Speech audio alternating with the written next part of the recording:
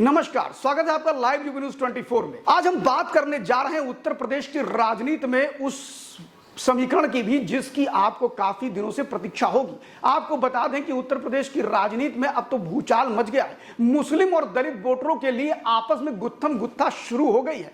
आप मेरा इशारा समझ रहे होंगे कि हम कहां की बात कर रहे हैं। फिलहाल ये तो लिटमस टेस्ट है आने वाले 2027 का, लेकिन उससे पहले ही दलित और मुस्लिम वोटों को लेकर के दो दल जो कि सहयोगी हैं वो आपस में ही दो दो हाथ करने को तैयार हो गए।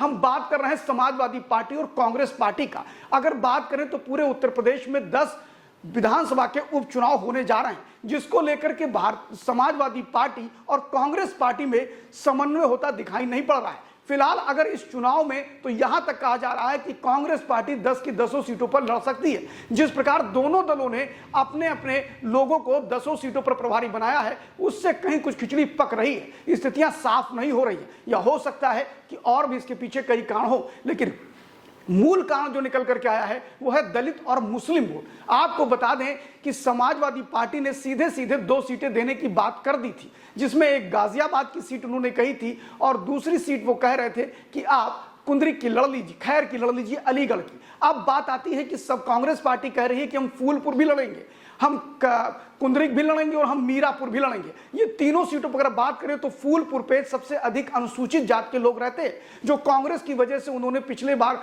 समाजवादी पार्टी को अच्छा वोट दिया था। समाजवादी पार्टी का मानना है कि मेरी वजह से इन्हें मुस्लिम वोट मिले हैं। अब समाजवादी पार्टी मुस्लिम और दलितों के गठजोड़ को इनकी तरफ नहीं जाना देना चाहती है। ठीक वही स्थिति कांग्रेस पार्टी की भी है। वो मानते हैं कि दलितों का वोट उनकी वजह से सपा को ट्रांसफर हुआ था और अब वो भी उनको पूरे हाथ में नहीं देना चाहते हैं।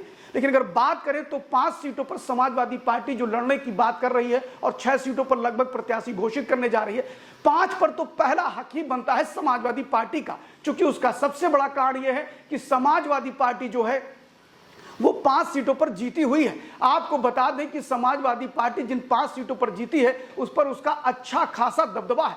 कटेहरी, मिल्कीपुर, सीसामऊ, करहल और इसके बाद अगर हम बात करते हैं तो समाजवादी पार्टी कुंद्रिक से भी जीती थी। यहां पर मुस्लिम मतदाताओं के साथ अनुसूचित मतदाताओं की भारी संख्या बताई जाती है। देखना यह होगा कि क्या कांग्रेस पार्टी और समाजवादी पार्टी में समन्वय बन पाएगा। अगर समन्वय नहीं बनता है तो क्या 2027 तक भी तालमेल चलेगा। क्या उपचुनाव में दोनों अब में नूरा कुश्ती लड़ेंगे, आपस में एक दूसरे के खिलाफ आ जाएंगे। और एक बड़ी चीज बताना चाहता हूं कि 2022 के चुनाव में इन 10 सीटों पर कांग्रेस और सपा आमने सामने थे, सिर्फ करहल को छोड़ करके, यानी कि 9 सीटों पर दोनों आमने सामने थे। और ऐसी परिस्थिति में सिर्फ एक सीट, गाजियाबाद की सीट पर कांग्रेस पार्टी के जो प्रत्याशी थे उनको 11,000 वोट मिले। इसके अलावा किसी भी सीट पर वो अपनी जमानत नहीं बचा पाए। और कहा जाए तो गाजियाबाद से अच्छी परफॉर्मेंस कांग्रेस की कहीं नहीं थी और करहल से तो उन्होंने प्रत्याशी उतारा ही नहीं था अखिलेश के खिलाफ। अब देखना यह है कि इस पूरे पे जो पेच फंसा हुआ है इसका सॉल्यूशन अजय राय, राहुल गांधी और अखिलेश यादव कैसे निकालते हैं। संकट बड़ी है, मुश्किलें खड़ी हैं, क्या करेंगे कांग्रेस और सपा के लोग। धन्यवाद।